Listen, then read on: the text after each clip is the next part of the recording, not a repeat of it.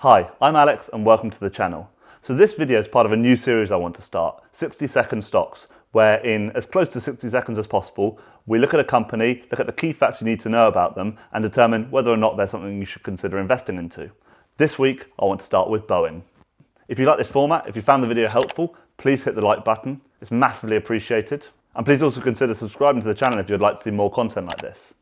But anyway, let's get straight into it. Now, Boeing is primarily known as one of the largest aircraft manufacturers in the world. Founded in 1916, they're the manufacturer of the Boeing 747, the jumbo jet, and they command around 45% of the overall aviation market. This year, the performance of the share price has been very poor, with a peak to trough fall of around 70%. And a lot of this is attributable to the global health crisis. From its low point, it has recovered over 100%, but still about 40% down on its high point from the year. And we'll come on to why that is the case in a second. In early 2019, Boeing also hit the news when their aircraft, the 737 MAX, was grounded as a result of two crashes which were caused by technical faults.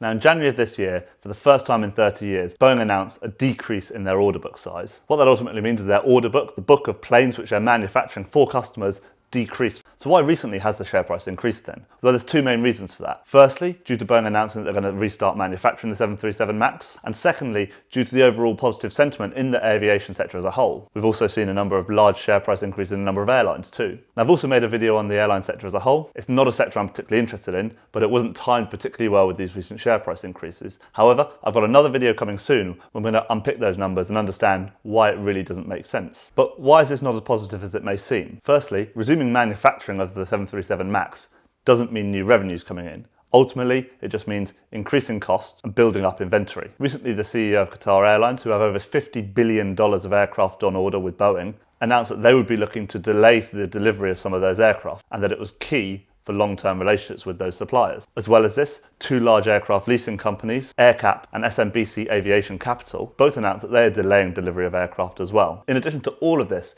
United Airlines also announced that they're only going to be taking delivery of half of the 737 MAXs that they'd originally announced. Now, you also have to think about the key suppliers for components for the 737 MAX. They've been hit really hard and Boeing has had to support them as well.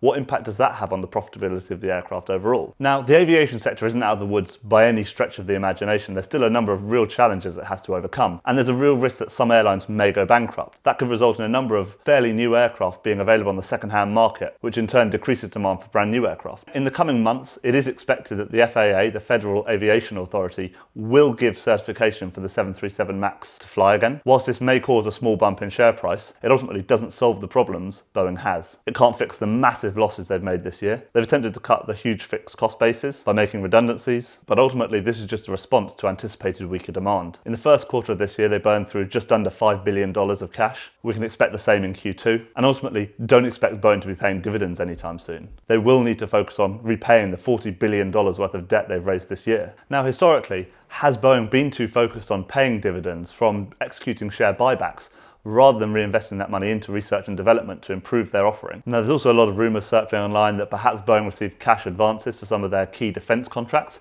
and if that is the case, that's even more concerning for the overall health of the business. But there is perhaps one glimmer of hope for Boeing.